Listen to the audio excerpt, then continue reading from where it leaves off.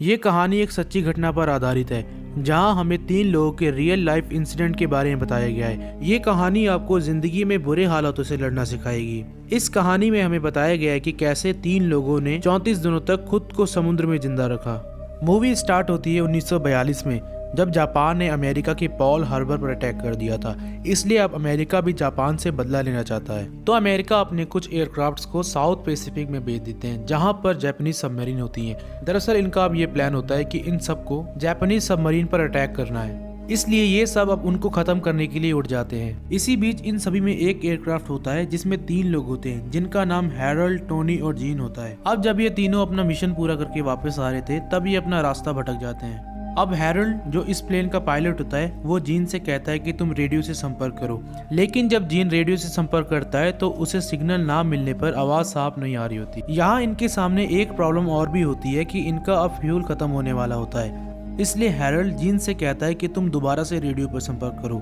फिर जीन दोबारा से उनसे रेडियो के माध्यम से संपर्क करने की कोशिश करता है, लेकिन इस बार भी संपर्क नहीं हो पाता।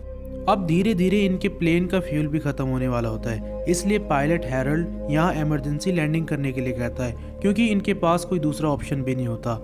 पायलट इनसे अब कहता है कि अपना जरूरी सामान उठा लो और हमें यहाँ समुद्र में लैंडिंग करनी होगी। अब पायलट इस विशाल समुद्र में अपने एयरक्राफ्ट को लैंड करवा देता है। अब जब ये तीनों इस एयरक्राफ्ट से बाहर निकल रहे होते हैं, तब हैरोल्ड की तो बेल्ट खुल जाती है, पर टोनी और जीन की बेल्ट नहीं खुल पाती, जिस वजह से टोनी और जीन दोनों ही उस प्लेन के साथ समुद्र में डूबने लग जाते हैं। लेकिन थोड़ी देर बाद ये दोनों उस बेल्ट से खुद को आजाद कर लेते हैं और ऊपर समुद्र की सतह पर आ जाते हैं, जहाँ हैरोल्ड होता है। यहाँ इनके खाने पीने का सामान सब उसी प्लेन में डूब जाता है, क्योंकि जब ये उसमें फंस गए थे तब वहाँ से कुछ भी नहीं निकाल पाए थे। इसलिए अब ये तीनों बस एक छोटी सी एयरबोट के ऊपर होते हैं और दूर दूर तक बस गहरा समुद्र होता है। अब ये लोग जैसे तैसे इस छोटी सी एयरबोट पर रात बिताते हैं। जब सुबह होती है तब इनको लगता है कि यूएस एयरक्राफ्ट्स इनको बहुत जल्द यहाँ से बाहर निकाल लेंगे, और ऐसा होता भी है। एक एयरक्राफ्ट इनके ऊपर से उड़ता है, जिसको देखकर ये जोर जोर से चिल्लाना शुरू कर देते हैं। यहाँ इनके पास कोई फ्लेयर गन नहीं होती, इसलिए ये लोग अपने जैकेट उतार देते हैं ताकि उनको सिग्नल दे सके। लेकिन वो एयरक्राफ्ट इस विशाल समुद्र में इन तीनों को नहीं देख पाता, इसलिए वो इनके ऊपर से उड़कर चला जाता है, जिसे देखकर ये तीनों काफी सैड हो जाते हैं। और अब तक इन लोगों को ये पता भी चल चुका होता है कि ये यहाँ फंस चुके हैं। अब हैरोल्ड, जो इनका सीनियर होता है, उसको कहीं ना कहीं इस बात का अंदाजा हो चुका होता है कि इन तीनों को अब कई दिनों तक यहाँ सरवाइव करना पड़ सकता है, क्योंकि इस बड़े समुद्र में ये बस एक छोटी सी एयरबोट पर होते हैं, जहाँ से इनको ढूंढना बहुत मुश्किल हो सकता है। इसलिए हैरोल्ड इनको अपना सभी जरूरी सामान निकालने के लिए कहता है, ताकि इनकी बोट पर फालतू वजन ना आ सके। हैरोल्ड इनको अपने जूते उतारने के लिए कहता है और ये लोग अपने जूतों को पानी में फेंक देते हैं, क्योंकि इस एयरबोट पर ये इतने वजन के सहारे नहीं चल सकते। यहाँ हैरोल्ड अपने जूते पानी में नहीं फेंकता। ये देखकर ये दोनों उससे कहते हैं कि सर, आपने अपने जूते पानी में क्यों नहीं फेंके? जिसके जवाब में वो कहता है कि अगर हमें जमीन मिल गई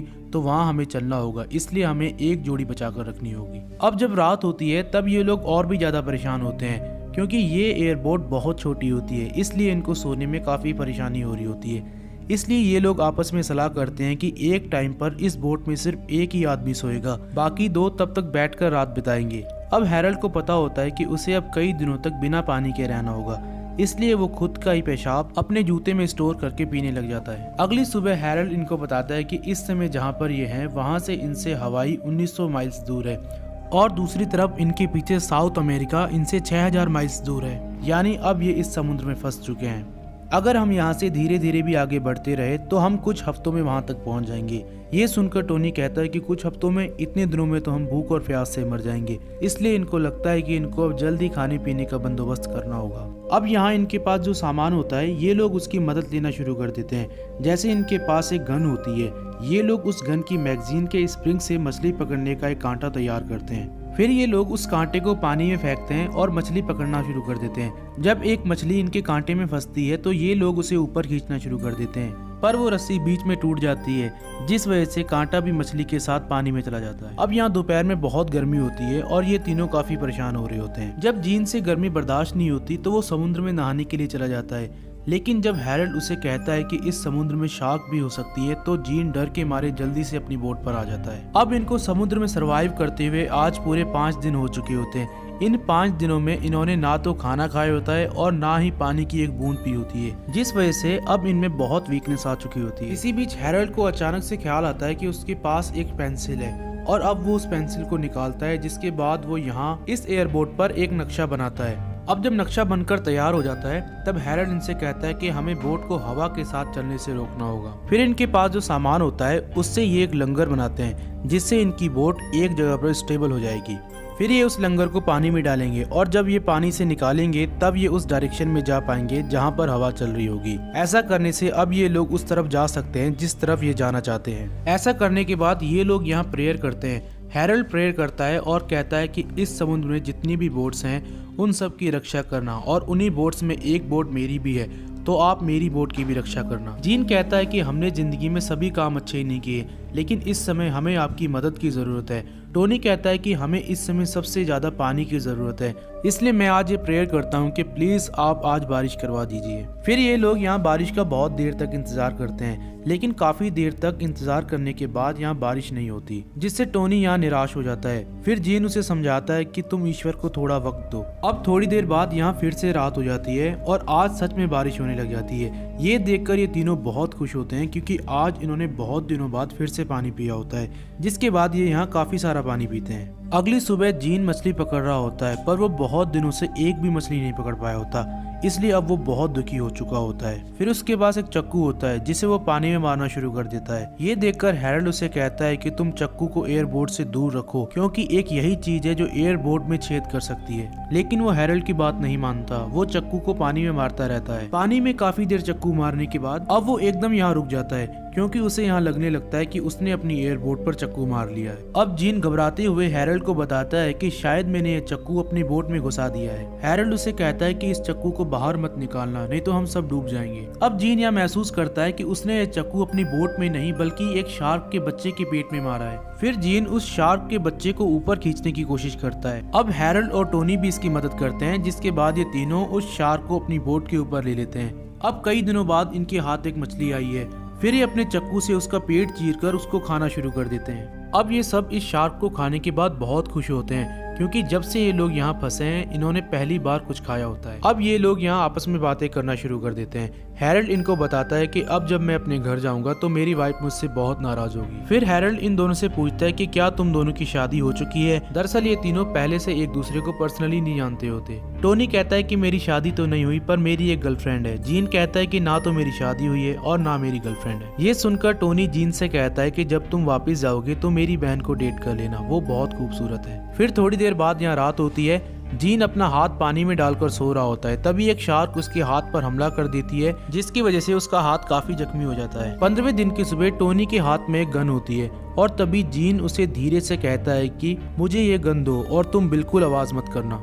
अब जैसे ही टोनी उसको गन देता है तब वो देखता है कि उसके ठीक सामने उनके बोट पर एक पक्षी बैठा होता है। जीन उस पर अपनी गन से निशाना लगाता है और वो निशाना ठीक उस पर जाकर लगता है। जब ये गोली उस पक्षी को लगती है तो वो इनसे दूर पानी में जाकर गिर जाता है। ये देखकर हैरल्ड जल्दी से पानी में कूद जाता है, क्योंकि ये बहुत दिनों से भूखे होते हैं और अब इन्होंने इस खाने को गंवाना नहीं है। फिर जैसे ही हैरल्ड उस पक्षी को पानी से उठाता है वो देखता है कि उसकी तरफ एक बहुत बड़ी शार्क आ रही होती है। ये देखकर टोनी और जीन भी बहुत घबरा जाते हैं। अब इससे पहले कि शार्क हैरल्ड को अपना शिकार बनाती, हैरल्ड जल्दी से उस बोट के ऊपर आ जाता है और फिर वो शार्क इनकी बोट के नीचे से होकर निकल जाती है, जो कि बहुत बड़ी होती है। अब इसके बाद ये तीनों इन 15 दिनों में दूसरी बार खाना खाते हैं। आज इन सबको यहाँ पूरे 20 दिन हो चुके होते हैं। ये लोग यहाँ बहुत कमजोर हो जाते हैं। हैरल्ड यहाँ लेटा होता है और जब वो उठता है तो वो देखता है कि आज हवा का रुख कोई नहीं देख रहा।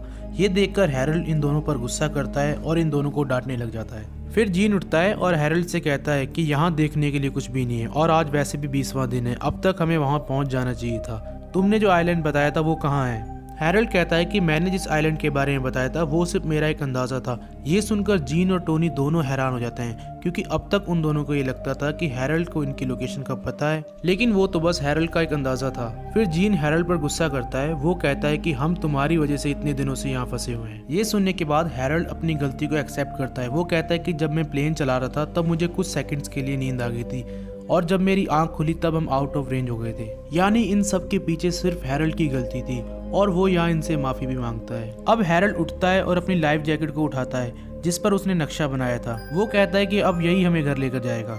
तभी हैरल्ड को यहाँ एक आइडिया आता है। वो अपने शूज को चाकू से काटना शुरू कर देता है। दरअसल वो यहाँ अपने लिए चप्पू बनाने की कोशिश करता है ताकि वो जिस भी तरफ जाना चाहते हैं वहाँ जा सके। अब उसने अपने जूते के निचले हिस्से को काट दिया होता है और उनको चप्पू बना लिया होता है। फिर ये सारा दिन यहाँ चप्पू चलाते रहते हैं ताकि ये किसी किनारे तक पहुँच जाए। अब देखते ही देखते इन तीनों को आज यहाँ पूरे 30 दिन बीत जाते हैं। इनके अंदर बिल्कुल भी हिम्मत नहीं होती, ये पहले से भी ज्यादा कमजोर और बीमार हो चुके होते हैं। थोड़ी देर बाद यहाँ रात होती है और रात को यहाँ बहुत तेज बारिश होती है, जिस वजह से ये आज काफी सारा पानी पीते हैं। लेकिन ये देखते हैं कि वो बारिश अब तूफान में बदल जाती है, जिस वजह से इनकी बोट पानी में पलट जाती है और ये सभी लोग पानी में गिर जाते हैं। ये अपनी बोट को सीधा कर उसके ऊपर चढ़ जाते हैं और सुबह तक इस तूफान का सामना करते रहते हैं। फिर जब सुबह होती है तब ये तीनों उस बोट पर अधमरी हालत में लेटे होते हैं और कहीं ना कहीं अब ये तीनों इस बात को एक्सेप्ट कर लेते हैं कि ये यहाँ से जिंदा वापस नहीं जा सकते। फिर इन सबको यहाँ भ्रम आना शुरू हो जाते हैं। जीन देखता है कि उसके सामने टोनी की बहन एक चेयर पर बैठी होती है, दरअसल वो इसके दिमाग की इमेजिनेशन होती है। फिर वो टोनी से कहता है कि शायद मुझे तुम्हारी बहन से प्यार हो गया है। तो टोनी उसे कहता है कि अगर ऐसा है तो तुम दोनों एक ग्रेट कपल बनोगे। इसके बाद हैरोल्ड फिर से इन दोनों से माफी मांगता है, क्योंकि आज भी वो इन सब के पीछे अपने आप को ही गुनहगार मानता है। लेकिन टोनी इन दोनों से कहता है कि हम बहुत आगे आ चुके हैं और यहाँ आकर हम हार नहीं मान सकते। जिसके बाद टोनी अपने हाथ से ही बोट को धकेलना शुरू कर देता है। ये देखकर हैरोल्ड और जीन भी ऐसा ही करते हैं। फिर ये तीनों ऐसे ही करते हैं, ये अपने हाथ से धीरे धीरे बोट को धकेलना शुरू कर देते हैं, इस उम्मीद से कि इनको कोई किनारा मिले और ये अपनी जान बचा सकें। अब देखते ही देखते आज इनको 34वां दिन हो जाता है। ये तीनों आज बिल्कुल अधमरी हालत में होते हैं और जिंदा लाश की तरह लेटे होते हैं। हैरोल्ड अब ये मान चुका होता है कि वो यहाँ से जिंदा नहीं बच सकता, इसलिए वो यहाँ समुद्र का पानी पीने लग जाता है।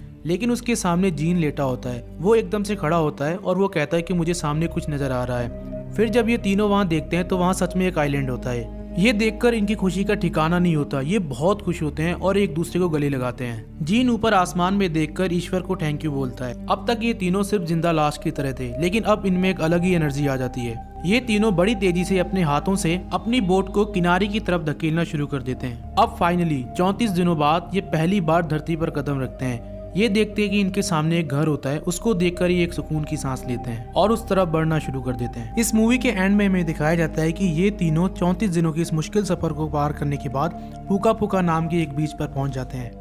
इन लोगों ने इन 34 दिनों में लगभग 1000 माइल से भी ज्यादा का सफर पार किया था। इसके बाद हमें इन तीनों की रियल फोटो दिखाई जाती है और बताया जाता है कि हैरोल्ड ने दोबारा कभी एयरक्राफ्ट नहीं उड़ाया और बाद में उसे नेवी की तरफ से अवार्ड भी दिया गया, क्योंकि इस मुश्किल सफर में उसने अपने साथियों को अच्छे से गाइड किया।